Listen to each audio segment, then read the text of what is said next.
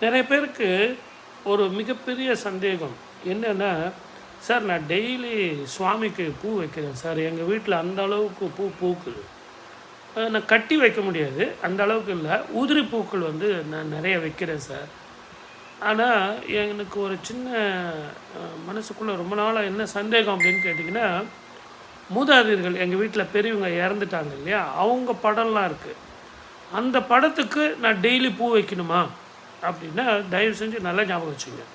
அந்த படத்துக்கு நீங்க தாராளமா டெய்லி பூ வைக்கலாம். அதில எந்த ஒரு தப்பும் இல்ல. ஏன்னா, நமக்கு உணவும், உண்ண உணவும், இந்த உடம்பும், ஆரோக்கியத்தையும் நமக்கு குடுத்தவங்க அவங்க தான். அது தப்பு இல்ல. சப்போஸ் என்கிட்ட அந்த அளவுக்கு வசதி இல்லைங்க.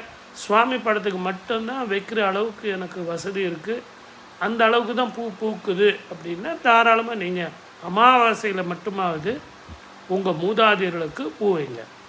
ஸ்ராத்தம் அன்னைக்கு நிச்சயமாக உங்க மூதாதையர்கள் படத்த வந்து அலங்காரம் பண்ணி, அவங்க படத்துக்கு மாலை போட்டு, அவங்க படத்துக்கு நிறைய அவங்களுக்கு பிடிச்ச அந்த உணவெல்லாம் செஞ்சு வச்சு, படையெல்லாம் போடுவீங்க உங்களுக்கு தெரியும்.